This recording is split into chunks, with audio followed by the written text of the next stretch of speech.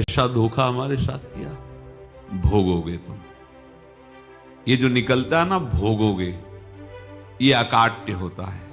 क्योंकि किसी का भी हृदय, मान लो किसी भी जीव जंतु को आप कष्ट दें और उसका हृदय आह भर जाए, तो वो आह वज्र की लीक है, तुम्हें भोगना पड़ेगा। वो आह किसी की ना लेना जिंदगी।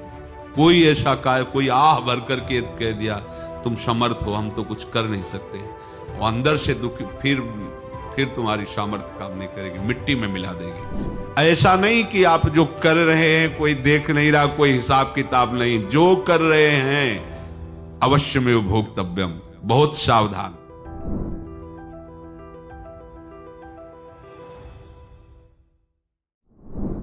जीव स्वयं नित्य निरंतर कर्मों के जाल को रच रहा है और अपने आप को बांध रहा है। आपको मुक्त होना है, बंधना नहीं है। जीव का जन्म कर्मों के अनुबंध से होता है, कर्मों के बंधन से होता है, और उसको अपना ऋण चुकाना होता है। कर्मानुबंध ये बहुत सूक्ष्म विषय है। जैसे आप जिस परिवार में जन्म लिए हैं, तो उस परिवार के लोगों से आपका ऋण है, इसलिए उसी परिवार में आप आए हैं। और ऋणानुबंध, उसको बिना चुकाए या बिना वसूल किए आप वहां से जाएंगे नहीं। आपको लेना है तो वसूल करना है, और देना है तो चुकाना है। ये पूर्व के जन्मों से निश्चित किया गया है। जैसे किसी के यहां पुत्र हुआ, जन्म से ही पैसा खर्चा शुरू हुआ, जो बड़ा हुआ तो उद्दंडता के द्वारा मार पूरे परिवार को क्लेश पर क्लेश देता चला जा रहा है। ये तुम्हारे कर्म का फल है। या ऐसे शक्तिहीन बुद्धिहीन ऐसे पागल पूरे जीवन सेवा करो, तुमसे अपना हिसाब चुकाने के लिए वो आया है। अब परिवार के जो सदस्य जुड़े आके, मतलब पत्नी आते ही पूरी हृदय में आनंद, परिवार में आनंद, और जीवन भर वो आनंद ही सुख देने के लिए उसका जन्म हुआ। वो अपना ऋणानुबंध मुक्त, और आते ही भयंकर क्लेश खड़ा कर दिया, बीच में दीवाल और झगड़ा वैसा, फिर अतरे दिन मारपीट शुरू, कलह अशांति, पूरा जीवन नरक हिसाब करने आए। यहां ऋण चुकाए बिना कोई जा नहीं सकता, ऋण चुकाना पड़ेगा। किसी का ऋण वसूल करना है तो किसी को ऋण चुकाना है, दोनों काम करने होते हैं। अनेक जन्मों में अनेक लोगों के साथ हमने जो बर्ताव किए हैं, अच्छे या बुरे, वो होंगे। अब किसी आदमी को हम जानते नहीं, अचानक मिला, अचानक टक्कर लगा और मार पीट गाली गुप्ता सब कर दिया, चुपचाप सह लो। क्यों? ये आपका हिसाब है, पूर्व का हिसाब। हमारा उससे कोई द्वेष नहीं, कोई संकल्प नहीं। अचानक घटना घटी और हमसे द्वेष करने लगा, हमें पीटने लगा, हमें गालियां दे, ये हिसाब है, चुपचाप सह जाओ। अपने घर का भाई ही भारी दुश्मन बन गया और क्लेश, हिसाब है। एक प्रभुदत्त ब्रह्मचारी जी की वाणी में पढ़ा था, एक महात्मा जी भ्रमण करते थे, तो उस समय असरफियां चलती थी, मोहरे असरफियां, तो उनको भेंट में देते लोग। तो या तो ठाकुर सेवा में लगे तत्काल, या संत सेवा में तत्काल लगे, उसका संग्रह करके डोलना ये ठीक नहीं है बैरागी के लिए, सिद्धांत में ये ठीक नहीं है। तो जब 2, 4, 6, 8 ऐसे मोहरे हुई, तो उन्होंने विचार किया कि और भ्रमण करके जब काफी मोहरे हो जाएंगी, तो प्रयागराज में जब कुंभ पड़ता है, एक बार पूरे सब अखाड़े के संतों को, अलग अलग संप्रदाय सब संतों को बुलाएंगे और सबको पुआएंगे। अब साधु है तो यही विचार करेगा, और क्या विचार करेगा। तो उन्होंने एक ऐसे डंडा बनवाया, बेंत, जो ऊपर से चूड़ीदार और भीतर पोला, और मोहरे उसमें डालते गए। और भ्रमण, जहां जहां श्रद्धालु भगत सबके यहां जाना और इच्छा रखना कि एक मोहर तो दे दे दक्षिणा में। कामना कोई भी हो वो बांधती ही है, ध्यान रखना। इसीलिए प्रभु जो चाहे वो करे, अपनी चाह नहीं रखनी चाहिए, अपनी चाह प्रभु की चाह में मिला देनी चाहिए। धीरे धीरे वो छड़ी भर गई। भ्रमण करने वाले महात्मा चूड़ी लगाई, इंतजार करते रहे। जब प्रयाग का कुंभ पड़ा तो चले। तो रास्ते में एक गांव में पूछा जाता है, जैसे कहीं रुको कि कोई श्रद्धालु ऐसा है जो संत सेवी है। तो कुछ लोगों ने बताया, हाँ एक परिवार है, बहुत संत सेवी है और आपको मिलाते हैं उनसे। आइए महाराज, घर में रुका। खूब अच्छा हलवा पूड़ी पवाया और जो घर के मालिक थे चरण दबाए। चरण दबाते दबाते उनकी दृष्टि पड़ी उस डंडे पे। इतना मोटा और ऊपर से कुछ चूड़ी सी भी नजर आ रही, इस डंडे में तो कोई रहस्य है ही है। अब महात्मा जी को खवा पिला के सुला दिया। महात्मा जी जब सो गए तो पत्नी से धीरे से कहा, वो डंडा लाओ बाबा जी का। डंडा, वो चूड़ीदार जो ही खोला पलटाया तो सैकड़ों मोहरे। ऐसे संत रोज पधारे भगवान, तुम आनंद हो जाए फिर क्या। पत्नी से कहा, नाप के कंकड़ लाओ। अब वो तो महात्मा जी तो खाए खीर पूड़ी, आराम से सो रहे। रात में पूरी प्लानिंग करके उसमें कंकड़ भर के चूड़ी लगाकर सिराने रख दिया, सारी मोहरें हटा ली। महात्मा जी आराम से छड़ी उठाए तो वजन पक्का। वैसे बड़े लोग चतुर होते हैं, पर ये नहीं जानते कि कर्म कितना भयानक होता है। और उनकी कोई संतान नहीं थी, पर धन में इतना प्रेम उनको था। बहुत सावधान। साधु महात्माओं के पास जो अर्थ है, गृहस्थी अगर आता वहीं से है, पर अगर उसको जोर जबरदस्ती या किसी छल कपट से, तो वो उसका विनाश ही करता है। आज तक का प्रमाण है। अब उनको ये भाव पता नहीं होगा, या पता होगा तो लोभ के कारण वो उसको मान नहीं पाए होंगे। महात्मा जी गए प्रयाग में, किसी अखाड़े पर रुके और वहां प्रार्थना की कि कल जो है संपूर्ण अखाड़ों का निमंत्रण किया जाए और सब संतों को भोग पवाया जाए और उनको दक्षिणा भी दी जाए। महंत ने सोचा कि बहुत बड़ा है तो उत्सव है, क्योंकि प्रयाग में कितने हजारों संत महात्मा सब। तो उनका महाराज बोरों इसमें चीनी और टीनों घी लगेगा, सब व्यवस्था। बोले आप मंगाइए, एक एक हिसाब हम करेंगे, हमारे पास सब व्यवस्था है।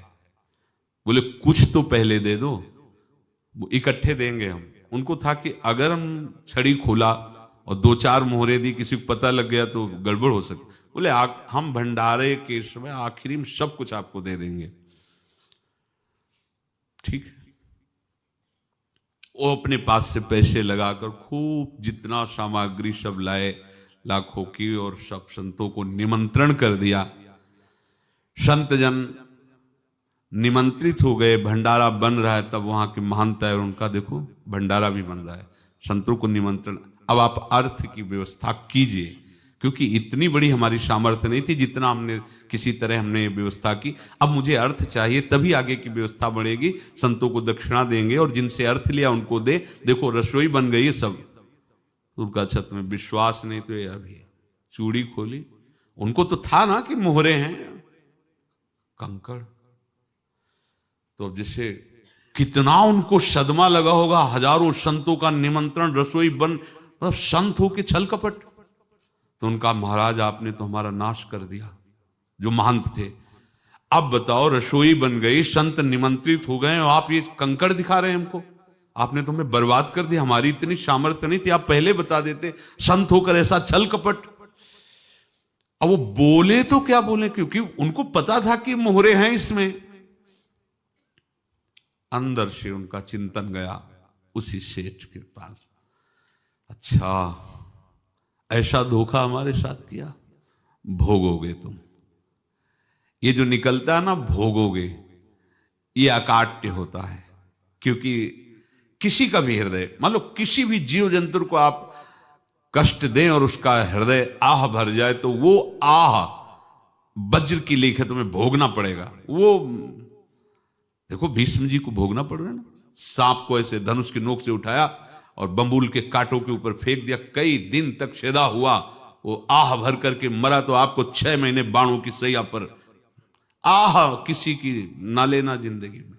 कोई ऐसा कोई आह भर करके कह दिया तुम समर्थ हो, हम तो कुछ कर नहीं सकते, और अंदर से दुखी, फिर तुम्हारी सामर्थ्य काम नहीं करेगी, मिट्टी में मिला देगी। फिर ये तो संत थे और भगवत आराधना के लिए, संत आराधना के लिए ही ऐसा किए हुए थे।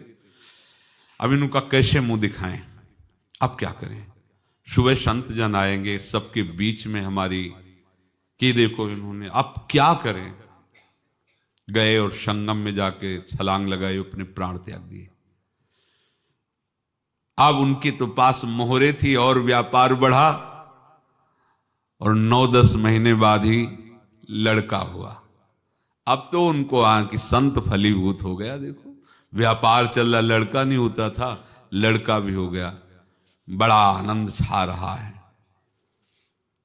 जब से वो प्रकट हुए और धन की वृद्धि शुरू हो गई, पढ़ाई लिखाई में उनके खर्चा हुआ सब, बस बीमारी शुरू हो गई उनके शरीर में। अब उसमें पैसा जाना शुरू हुआ। इतने आसक्त वो दोनों हो गए कि कुछ भी हो, व्यापार ठप, संपत्ति बेचना शुरू। तो उन्होंने कहा कि बेटा मैं क्या कर सकता हूं तुम्हारे लिए। बोले हमारी अंतिम इच्छा है प्रयाग चलो, और जितने प्रयाग में संत महात्मा सबको एक बार भंडारा करवाओ, हमारी इच्छा अंतिम है। क्योंकि अंतिम यही इच्छा थी। तो बोले अब ज्यादा संपत्ति तो नहीं रह गई, तो बोले घर बेच दो, मेरे लिए ही तो है, बेच दो। मुझे लगता मैं बचूंगा नहीं, पर मेरी अंतिम इच्छा पूर्ण कर दो। घर बेच दिया, जेवर बेच दी। वहां गए, जब संत सेवा की तो बोले मुझे संगम तक ले चलो। संगम तक ले गए और बोले समझे तुम चुराए थे और हमने उसको छीना है, कुछ नहीं रह गया तेरे पास कुछ, अब केवल ममता और आसक्ति में जलकर मर और नरक प्राप्त कर। मैं वही महात्मा हूं जिसकी तूने मोहरे ली थी, शरीर छोड़ दिया। महात्मा को जन्म लेना पड़ा और इनको दुर्गति भोगनी पड़ी। ऋणानुबंध होश में, ऐसा नहीं कि आप जो कर रहे हैं कोई देख नहीं रहा, कोई हिसाब किताब नहीं, जो कर रहे हैं अवश्य में भोक्तव्यम। बहुत सावधान। अनेक जन्मों में अनेक लोगों से जो कुछ लिया दिया है, इस लेने देने को मिटा देने के बाद ही तुम मुक्त हो गए। इसीलिए एक उपाय है, लेना न देना मगन रहना। क्या? मालिक को समर्पित हो जाओ, मालिक को अपना माना हुआ समर्पित कर दो, खत्म। अहम त्वाम स्वरूपापेभ्यो मोक्षयिष्यामि, सब खत्म। आगे पीछे लेना देना सब खत्म। एकादश स्कंद में भगवान श्री कृष्णचंद्र जी ने कहा, जो मेरे चरणों का आश्रय लेकर भक्त मेरा भक्ति करता है, उसके पितृ ऋण, मातृ ऋण, देव ऋण, ऋषि ऋण, सब ऋणों से मैं मुक्त कर देता हूं। बस यही एक उपाय है जो इसके बंद करने का उपाय भक्तों के लिए है, वो यही है, भगवान की शरण में होकर अपना माना हुआ पूरा भगवान के अर्पित कर दो। अर्पित करने का तात्पर्य उसमें अहम हटा दो। तो दियम वस्तु गोविंदम तुभ्यमेव समर्पय। जिनसे तुमने सेवा करवाई है उनकी सेवा करनी पड़ेगी, जिनसे तुमने जो कुछ लिया है उनको देना पड़ेगा। ये लेने देने का व्यापार जब तक समाप्त नहीं होगा तब तक तुम्हारा जन्म मरण चलता रहेगा।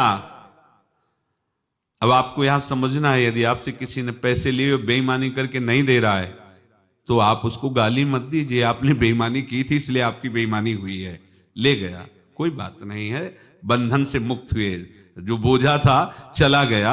उसको ऐसा ना देखे कि ये बेईमान हमारे रुपए मार लिए, अब जो कुछ होगा देखेंगे। अगर आप आगे नया कुछ करते हैं तो फिर आगे का हिसाब आपको भोगना पड़ेगा, ध्यान रखना। ऐसा नहीं है कि आपको भोगना नहीं पड़ेगा। एक ही उपाय है कि अब जो शरीर धारण किए इसी में जो भोग ले, आगे ना होना चाहिए।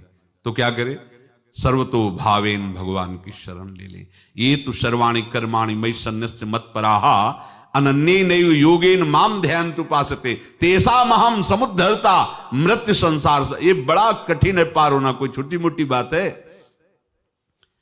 एक महात्मा बाल्यावस्था से भजन करते थे, शालिग्राम भगवान पास रखते थे और उन्हीं की आराधना करके बस पाठ नाम जप और भ्रमण करते थे। यौवन अवस्था थी, गंगा जी के किनारे अपने ठाकुर को विराजमान करके स्नान करने के लिए कपड़ा ही उतार रहे थे कि 90 लोग आ गए, भाला तलवार सब ले, मारो मारो इसको मारो, घेर लिया। तो उन्होंने हाथ जोड़कर कहा हमने क्या अपराध किया, कोई सुन ही नहीं रहा। तो उन्होंने कहा मार तो डालोगे ही आप 90 लोग, हम कोई अस्त्र शस्त्र तो लिए नहीं, एक बार हमें गंगा में डुबकी लगा देने दो और अपने ठाकुर को स्नान करा देने दो, फिर इसके बाद आप मार देना। भगवत इच्छा से वो लोग रुक गए, स्नान किया और अंदर से प्रार्थना की, प्रभु ये क्या लीला है आपकी, आपके सिवा मेरा कोई है नहीं और ये मुझे मारना चाहते हैं।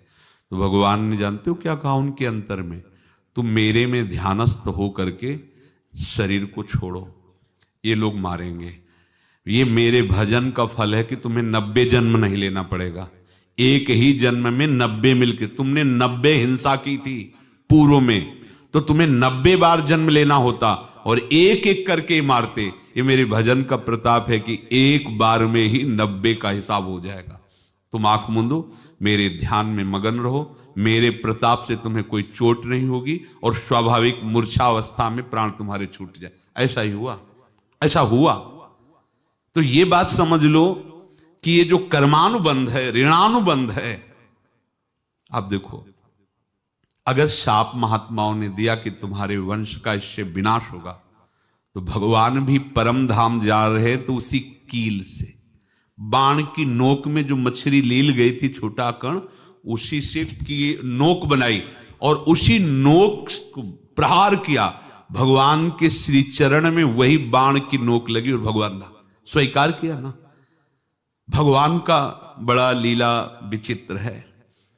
अगर छुप करके उधर रामावतार में बात, तो इधर ऐसे स्वीकार किया है भगवान ने। ऐसा कहीं नहीं दिखाया कि मैं भगवान हूं तो मैं अपने लिए, ऐसा नहीं दिखाया।